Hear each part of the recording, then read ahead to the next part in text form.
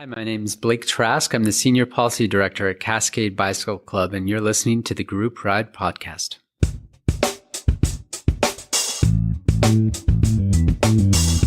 Thank you for tuning in to episode 13 of the Group Ride Podcast. This podcast focuses on cycling in the Pacific Northwest and beyond. I'm your host, Wes Salmon, and on today's show, I assembled a second Group Ride Podcast roundtable to discuss bicycle infrastructure in Western Washington. After that, I sit down with Blake Trask, Senior Policy Director for Cascade Bicycle Club, to talk about the upcoming Emerald Bike Ride and the work required to convince local and state governments to shut down major highways and bridges to allow us to ride our bikes car-free for a day. Clip in, riders. The Group Ride Podcast is rolling out.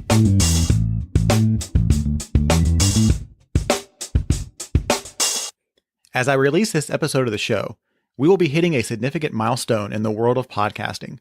In just 4 months since episode 1 was released on January 19th, we've hit the 5,000 listen mark for the show. I'm something of a stats nerd, so yes, I do have a spreadsheet with all sorts of formulas and color-coded cells telling me how the show's growing.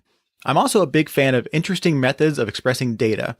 If I set up a listening booth at the local bike shop and let people pick an episode and listen to it, the line would be almost 5,000 people deep, and it would take almost 5 years for everyone to listen to their episode of the show.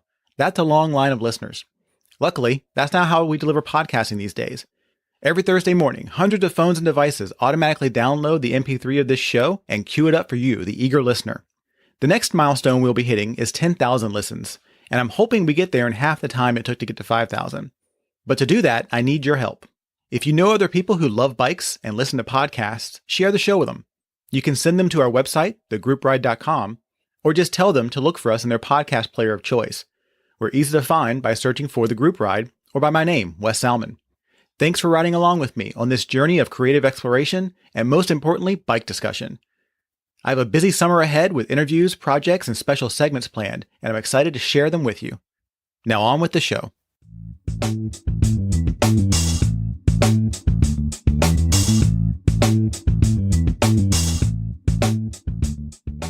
All right, I am here with the second roundtable of the Group Ride Podcast.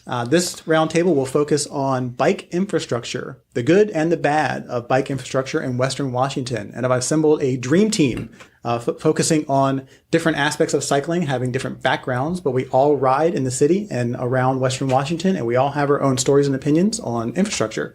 So I'm going to go around the room and have people quickly introduce themselves to our audience. Hi there, I'm Martin Criminale. I raced in the Northwest for a couple of decades, tried all the different disciplines, track, road, mountain biking, and sort of ended up specializing in the long mountain bike races, the 100-milers. Do a lot of the organized rides, Cascade rides, commute to work, that kind of thing. Hello, I'm Dongho Chang, and I work as a traffic engineer for City of Seattle. Primarily use my bicycle to travel on a daily basis. And then, of course, my kids, they're younger, so they're very interested in riding, especially to their friend's house and back. My name's Tom Sumter. I'm a recreational cyclist. I like to do big, long rides in Western Washington. I ride with Cascade, and I do some ride leads with them. Also like to do gravel riding, and I just like to get out and do big epic rides.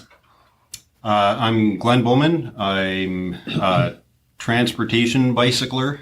It's my main form of transportation. I have 2 kids who I occasionally do bike camping trips and that kind of thing. I guess I'm here because I'm an advocate. I'm an advocate for bicycling in many different ways around the region. I'm John Duggan. I'm a cycling attorney. My entire practice is devoted to representing injured cyclists as well as cycling advocacy. I'm sort of involved in all things cycling in the Seattle, Puget Sound area. I sponsor 18 teams and about 1,500 riders. I have done lots of long-distance endurance type events. These days I commute most days. I mountain bike, gravel ride, and do lots of recreational rides. So the first thing I want to talk about today is a new thing that's popping up pretty regularly in Seattle, which is the protected bike lane. These bike lanes can oftentimes go one direction or both directions on a one-way street or a two-way street. I don't have the luxury of riding in a lot of these lanes since I live on the east side of the lake, but I know a lot of you guys do. So for the room, is there any particular place that you find a protected bike lane is a great idea, or an area where you found it wasn't necessarily great? In my personal experience, physically separating the bicycle from the automobile is the absolute best way to go. Motorists don't see motorcycles or bicycles, and so a Shero or just a well-maintained shoulder doesn't help the bicycle be any safer. The most common accident, I think, statistically for both motorcycles and bicycles is oncoming traffic turning left in front of you. So I love them. As a family bicycler, they're critical, even if it's just to give the impression of safety. Although I do think they are much, much safer. I rode, I guess, 3 of them to get here. So I live in Green Lake. I rode Ravenna and I rode Roosevelt and then the 2nd Avenue bike lane. And I wouldn't take a kid on a bike ride through Seattle without protected infrastructure. So we've been really working hard to try to improve our bicycle network. And that's the primary criticisms as we build these facilities out. They don't really connect yet. And we're working on that. And as they connect, what you'll see is a lot more people wanting to try them out, because now it'll take them from a place that they live or are close to, and then where they want to go. What we see right now is that people are in these facilities, protected and separated bike facilities, and then they get dumped out to our traditional facility, and they let us know that's not right, that they want improvement. And so we're working hard. And absolutely right that where the conflicts occur, we need to do a lot more in terms of separation, especially turning traffic. If we can put the signal so that each of the turns have their own time and separate that by time, definitely is the best way to go. And then we also know that grades are really a factor. And so we want to make sure that when those interactions do occur, like at driveways and alleys, that, there's really good cues. And if we could elevate them, it has a significant impact to the turning speed and also the bicycle rider's speed as they are approaching those. And are there special considerations you guys make on where to place the protected bike lanes in regards to driveways and interactions with cross traffic? A lot of it is really on our arterial streets. So when we went out to the public after our 2007 bicycle master plan, we just put in as much traditional facility as possible. And then when we did an update in 2014, what we heard a lot from the community was that these are great. We're seeing a lot more riders, but it's not for a person who's not as experienced or is timid or have kids. And so what we heard was, quieter streets are great for inexperienced riders with, low traffic volumes, help us cross the arterial streets.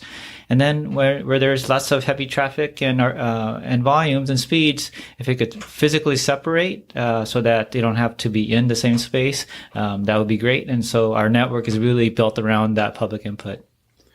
John, how many people do you have coming through your practice that are having incidents in protected bike lanes versus traditional lanes? The protected bike lanes are fairly new, so we don't have a lot of numbers on that yet. There's a few. And a lot of it comes from confusion as to, and there's been some bike-on-bike incidents. There's been pedestrian v bike. There's been an assault where a guy pulled a knife. There's been some weird incidents in the protected bike lanes. So I don't really have a lot of numbers or data on that yet. I will agree with Martin that by far, and a lot of people think getting hit from behind is the major source, but it's by far the left-turning driver. Out of 100 cases now, there's more than half of them. 100 cases that I have, more than half of them are left-turning drivers. I think the protected bike lanes are good and a good way to go forward.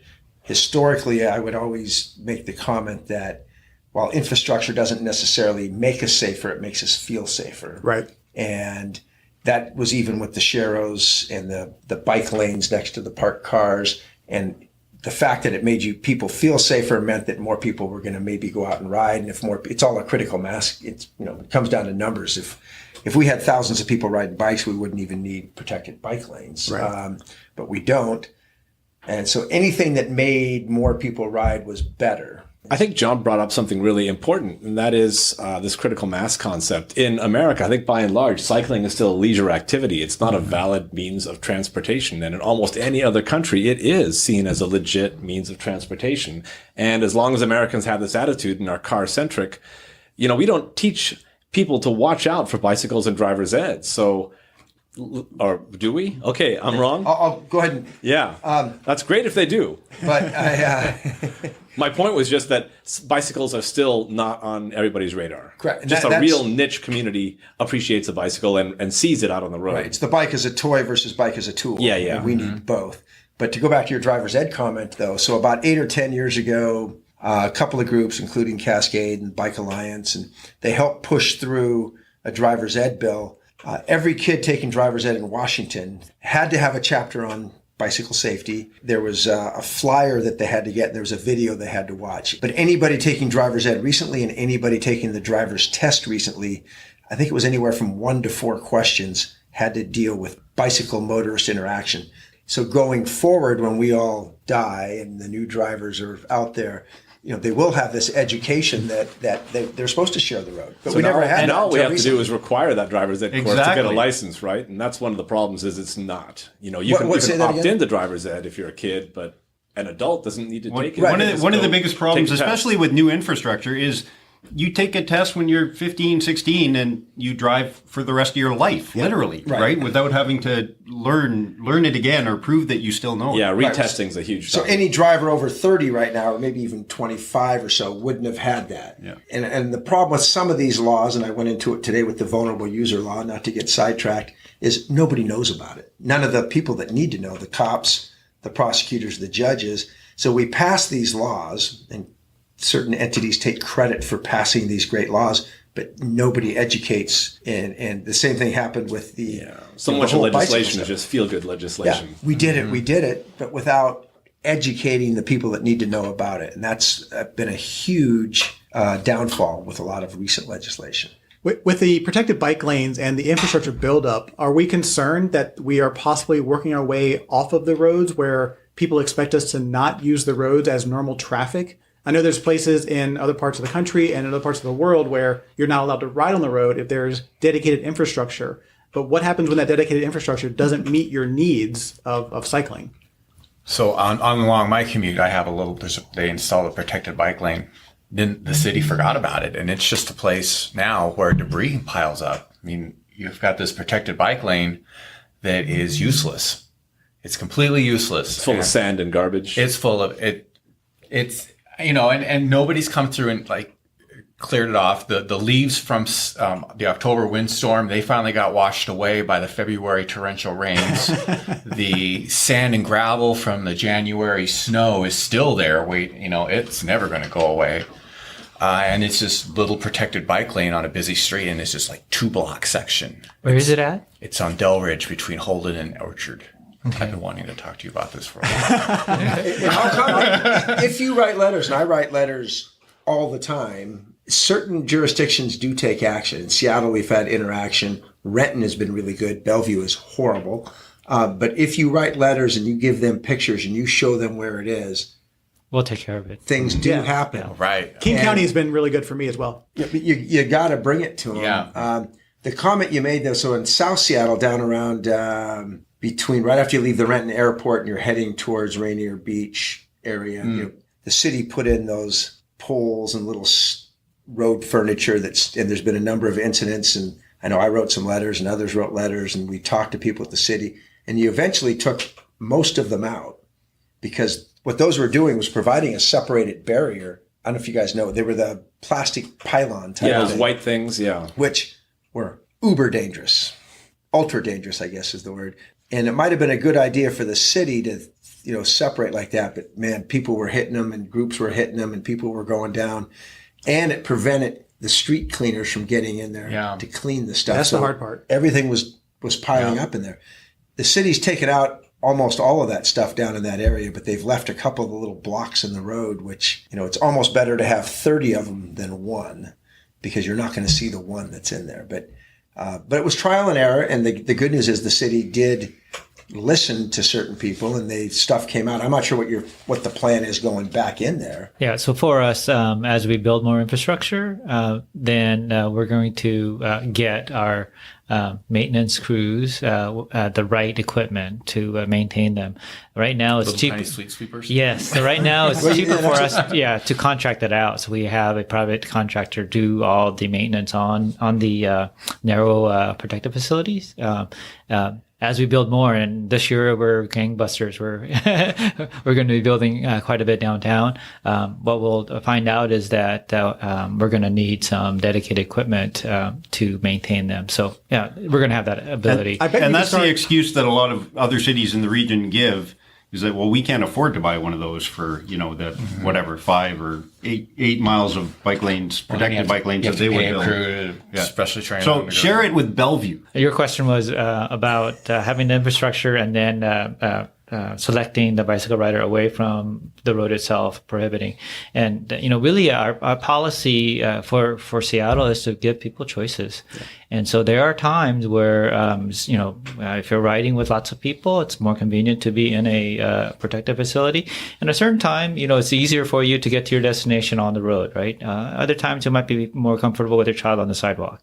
So it's really up to our city to provide all those options and make sure that those options are available. And as we get a much bigger network, we need to make sure that those connections work really well and that it's really intuitive, that people are educated, they know how to use it, and that when it's when you're at that conflict point, you know exactly what to expect. And we're learning a lot about good signing, good direction, right? And as we put more of these facilities in, throughout our nation, people are actually understanding, what those actually mean, what those bicycle signals mean. That when you're on the left turn and there's a bicycle signal next to you, that you need to wait your turn. And we're finding out critical locations where the signal needs to be above the driver, and that for the bicycle rider, having it closer to their eye level. Those are all things that really help with the understanding. Yes. And I would say in terms of education and, whether drivers view you as having the right to be on the road, the safety campaign, Share the Road, was like the worst thing for people riding bikes that could ever be done, because it was like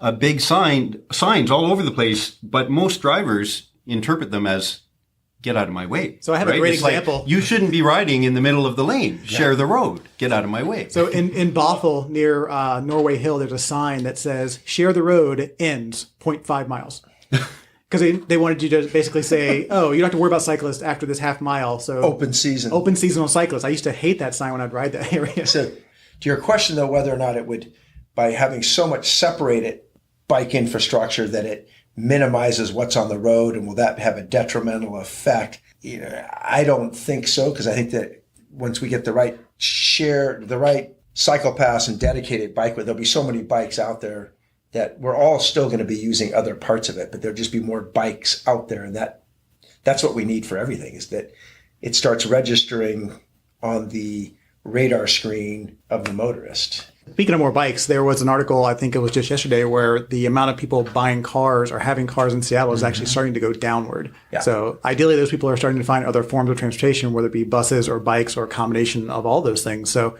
less cars does open up more space for other people who want to use the transportation infrastructure. As more people choose to take transit or use a bike or walk, live closer to where they work, where they need to go, it provides a space for people who have to drive, people who need that space to deliver the goods, so people can take the bus lanes, right? So, this is all really a part of a larger solution for our city, because we are very constrained in our city. We can't grow out, we could. It would just be really hard. Yeah. The comment that you made, and to follow up on that, was that that opening the space up. It's all about education and awareness on all sides of it. When the motoring public and the car-centric people, are anti-bike and get bikes out of here, what they don't realize that I'm on my bike, I'm not taking up that space in the road for you right now, and I'm not taking up the parking spot that you're going to fight for in about an hour when you finally get into town.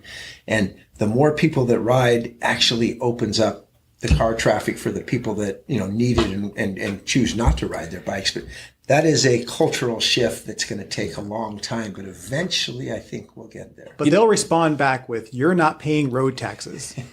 And which segues me to another topic that is really hot in the Oregon area right now, where they are actually considering a bike tax to help pay for infrastructure. Which is You a do that bike with tax your on sales, cyclists? Yes. your sales tax. Which is absolutely stupid. I don't disagree. Let's talk about That's what it. you got sales tax for. It's a tax on bicycles, right? It's a tax on we bicycles. should be getting a tax credit. Sort of like the guy that buys the Prius. Cyclists should get a tax credit, again, because my impact on the existing infrastructure is infinitesimally, you can't even measure it.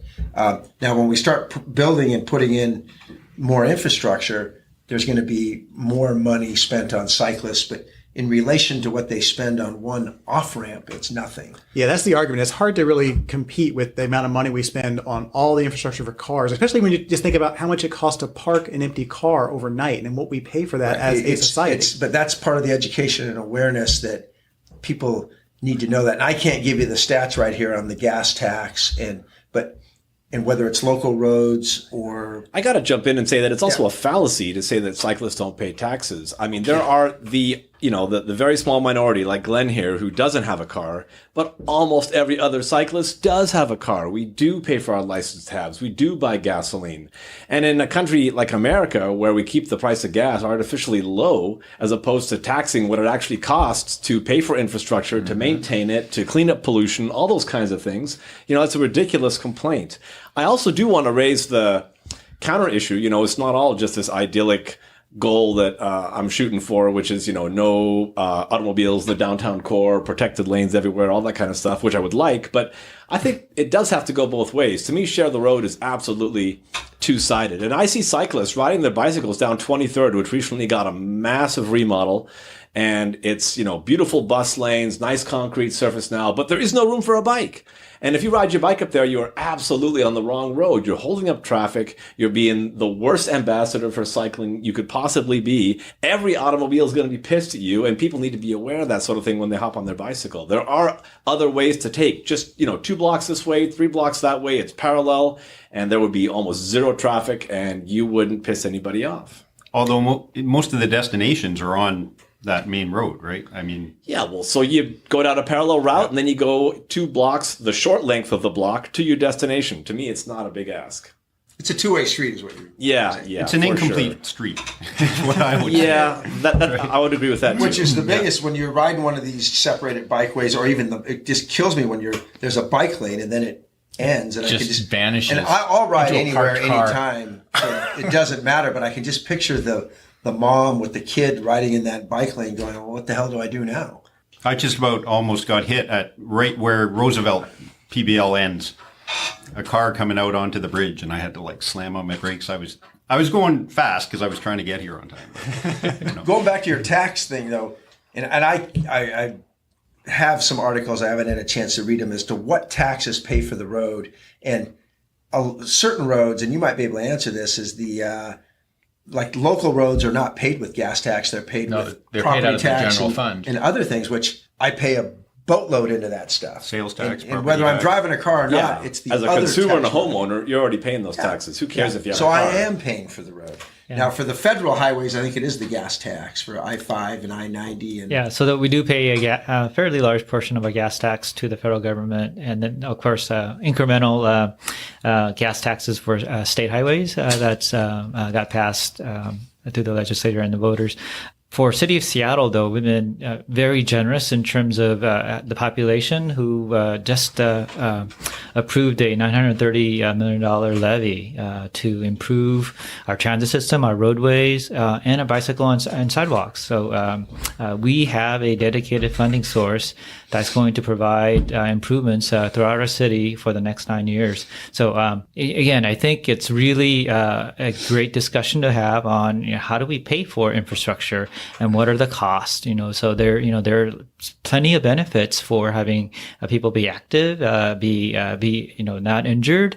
So having safe infrastructure is very important. So I think overall that discussion is really great to have, and that we need to have that dialogue. Is that the best way to pay for infrastructure with a particular bicycle or a helmet or a shirt that you might wear?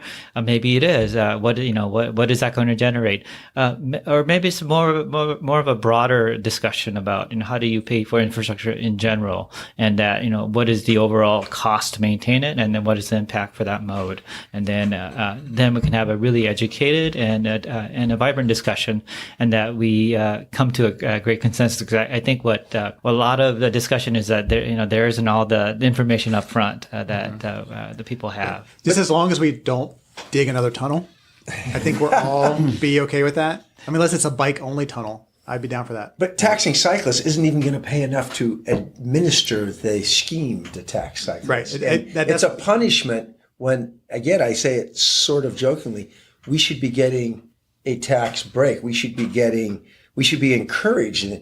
And the fact that Joe doesn't ride a bike but is paying for bike infrastructure, what Joe needs to understand is that the fact that Tom and Fred and Harry are riding their bike is making the roadways and everything better for the guy that is riding. Every cyclist he passes is one car that's not stopped ahead of him at the red light, and like you said, it's one more parking space that's available. It's one less polluter. Yeah, and I just read that story today, and I think it was $1 million a year. Right, which is nothing, right? When you compare $930 million levy, right? When you see what New York did with a little bit of paint and barrels overnight and transform the city. Now, eventually they did put more money and make it more permanent. But relatively speaking, what it costs to put in bicycle infrastructure is almost nothing compared to what we will put on one freeway on-ramp or... Let's talk about the tunnel if you want to talk. No, that's not get to the tunnel unless I can ride it. We could have bought everybody in the state of bicycle and maintained the bicycle. So the last question I'll ask is I'll have you guys go around the room and kind of give me your one thing you would give as advice to new cyclists who are learning their way across this vast landscape of different cycling infrastructure. Partner up with somebody else that knows what they're doing and has done it. And, I commute every day. And if someone was a new commuter coming in from the east side, if they just ride with me for 2 or 3 days, they'll see certain things and they'll learn from, years and years and years of experience. So if there was just one thing, it would be partner with someone that's already done it. If you're new to it and you're saying, okay, I'm going to ride my bike to work, at least ask somebody who, gets around by bicycle of what route you should take. Because a lot of times people will go and they'll take the route they know, which is the one they drive, and it's horrible. Right. And there's probably 2 or 3 much better, maybe even flatter, definitely less traffic, safer routes. Remember and assume that they don't see you until you've made eye contact. Like, just assume they don't see you. I say plan your route on how you're going to get there, and enjoy yourself. I mean, bicycle riding is so fun. You get to see all these things that you've never experienced in a bus or in a car, and you get to see it. You get to stop. You can actually take time to watch your community, and it's a great experience. And as you feel comfortable with that route, you can branch out. And we have really great trail system. We have a really great neighborhood greenway system. So take those as your destination and enjoy yourself. My advice to a new bike commuter would be to ride assertively. I don't mean that in a way of pushing yellow lights and being aggressive and passing things on the right, but I mean that as assuming that you have to take up a certain amount of space to be visible. A lot of cyclists will hug the right side of a road, or they will move to the right when there's a gap in parked cars. Then they have to swerve left again, back out into traffic when vehicles from behind maybe haven't seen them. And if you always stay 2 or 3 feet away from those parked cars and ride consistently and sort of assume this bubble of space that's yours, that you own as you move, then I think you'll be less likely to get doored, to have unexpected experiences, and to get surprised. That's a good point. Very cool. Well, that wraps up Roundtable number 2, segment number 1 on bike infrastructure. I really appreciate you guys sitting down with me and talking with me. Right on, Wes. Thank you. Thank you, Wes.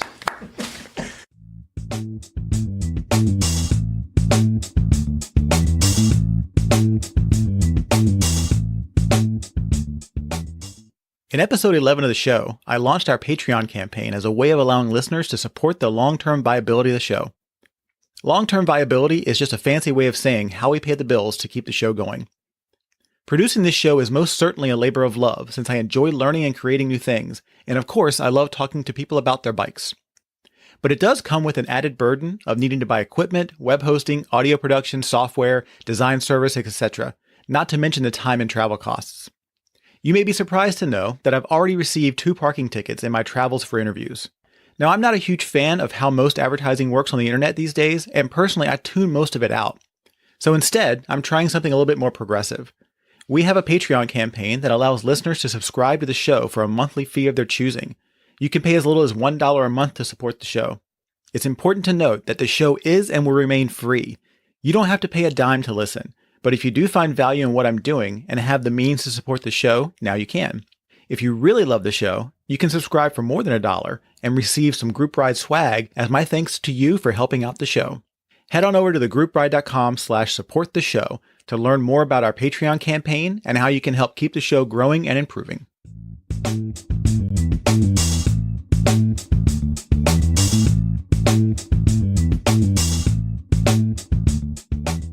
Bicycle Adventures of Redmond, Washington was our guest on episode 11 of the show. If you have not listened to that episode, you can find it in your list of episodes in your podcast player or at thegroupride.com/episode 11. On that show, we kicked off our first giveaway for a Bicycle Adventure starter kit, which included a backpack, socks, water bottle, and other assorted accessories. All the entries have been received and tabulated, and the winner is Michael Steiber.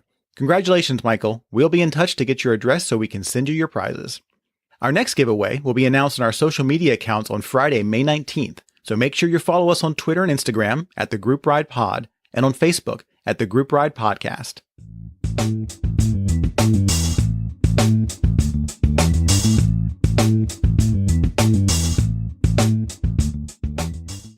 Up next, I sit down with Blake Trask, Senior Policy Director at Cascade Bicycle Club, to talk about the upcoming Emerald Bike Ride. I'm here with Blake Trask, Senior Policy Director at Cascade Bicycle, and we're here to talk about the event of the week, the Emerald Bike Ride. So Blake, first, I know that you guys have a lot of things on your plate from a policy perspective. Give me some insight on some of the projects you guys are working on in 2017. Cascade Bicycle Club in 2016 transformed into becoming a statewide bicycle advocacy events and education organization. From a policy perspective, we have some specific areas we focus on. Primarily, we work in Seattle. We are moving forward with a campaign called the Basic Bike Network, and the effort there is to really build a safe and connected way for folks to get around downtown Seattle and to connect to the outlying neighborhoods.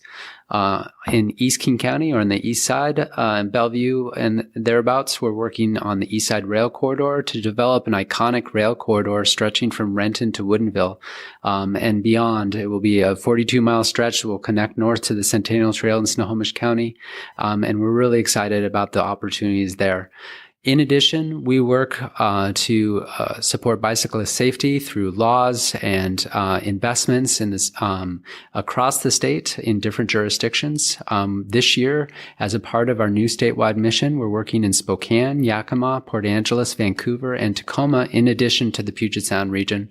So we really got our hands full, and there's a lot of great efforts underway. And those really also rely upon some of the great work by volunteers.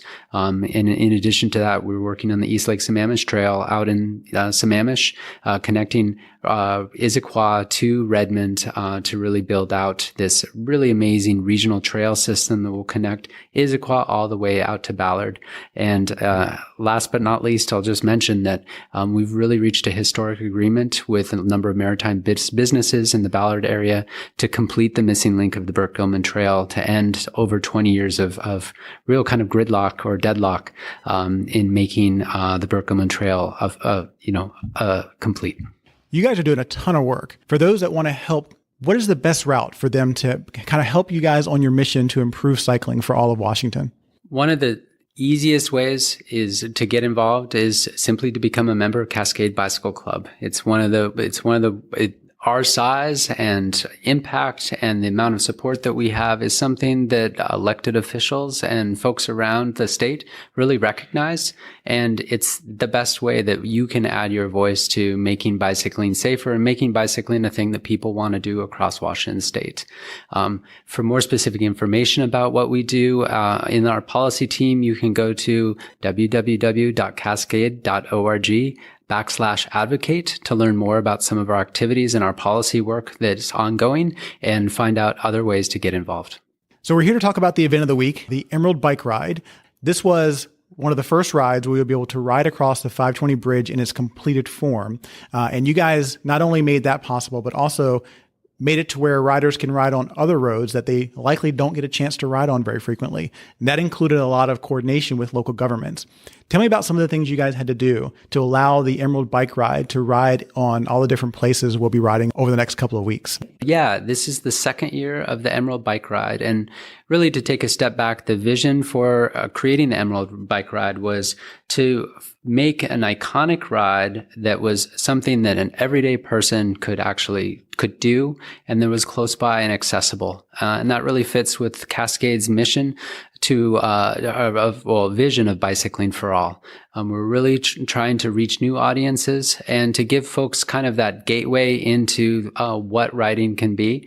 And hopefully in doing a ride in an urban area like this on iconic roads and highways and other places that people see every day but aren't necessarily always open to for people who bike, it's an opportunity for them to experience the joy of bicycling and for them to see new ways that they can then participate in some of the many other events and activities, whether it's Cascade's free group rides or the Seattle to Portland bike ride or some of the other iconic events that Cascade produces.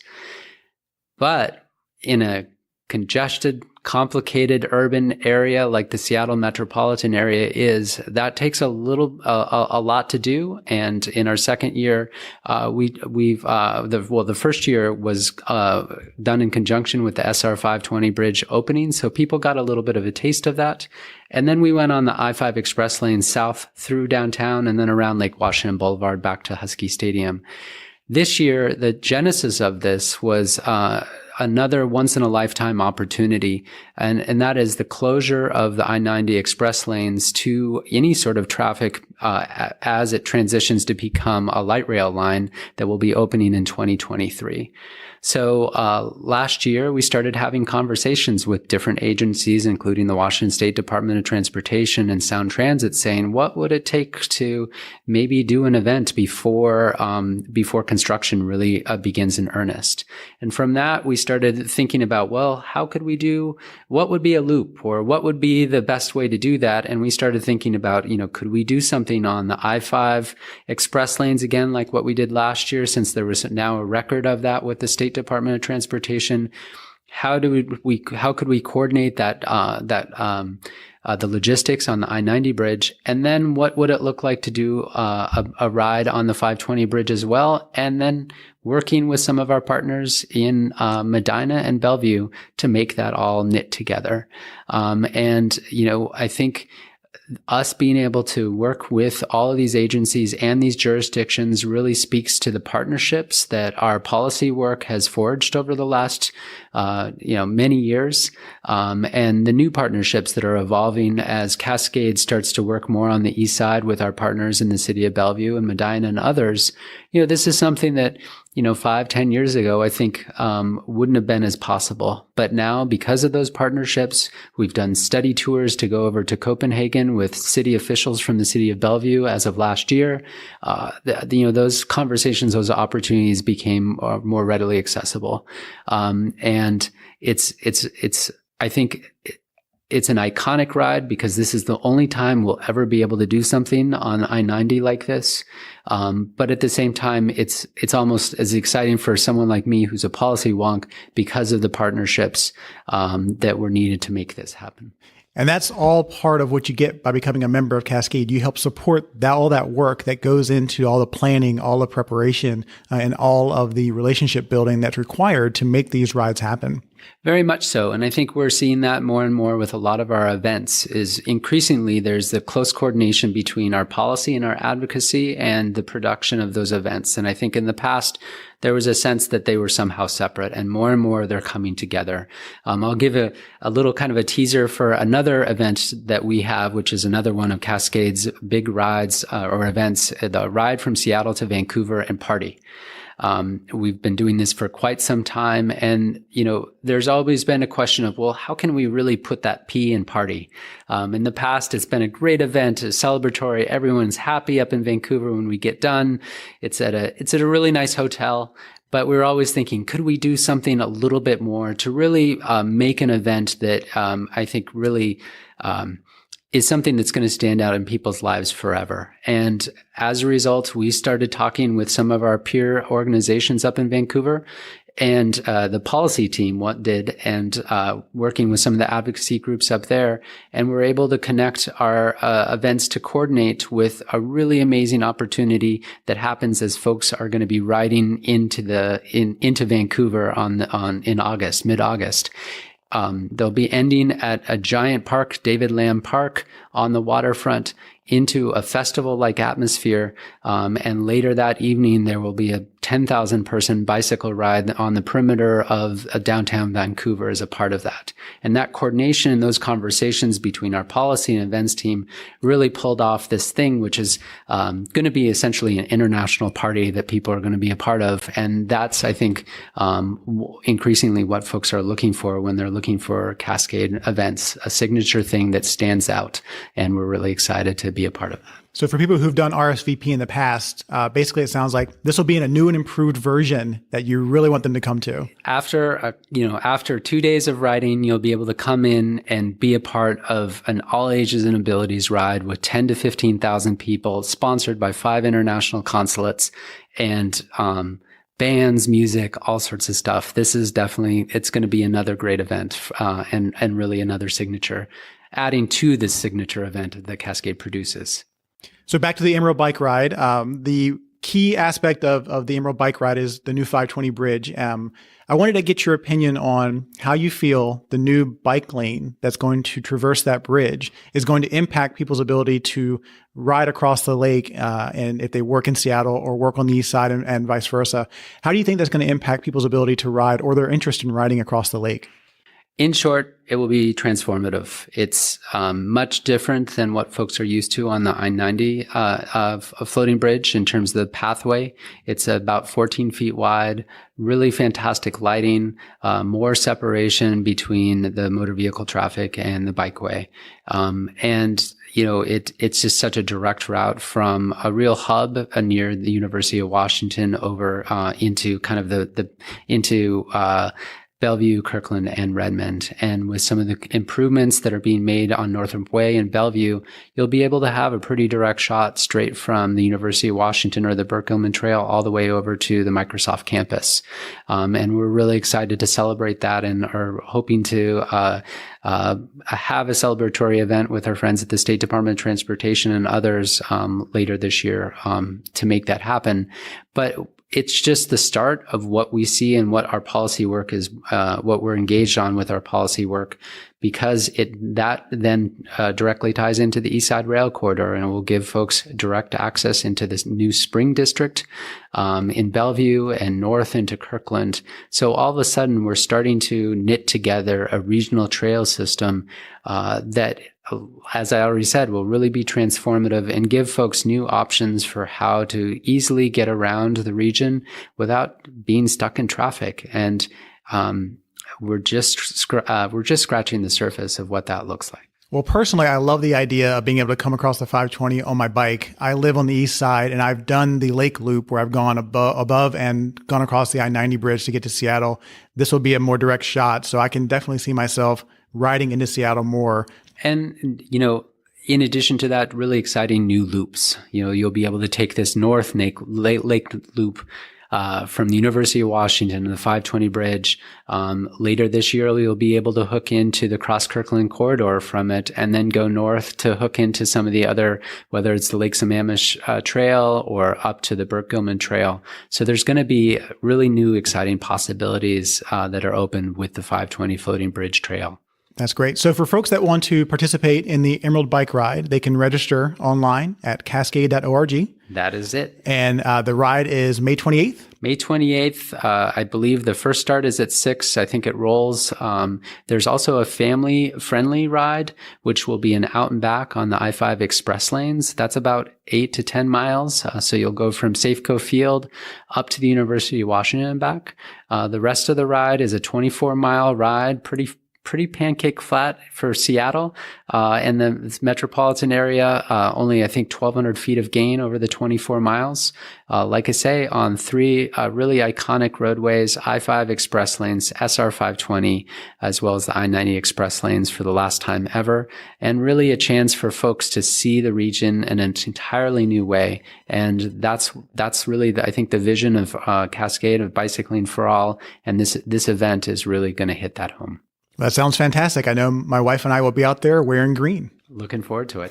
Thanks a lot, Blake. Thank you.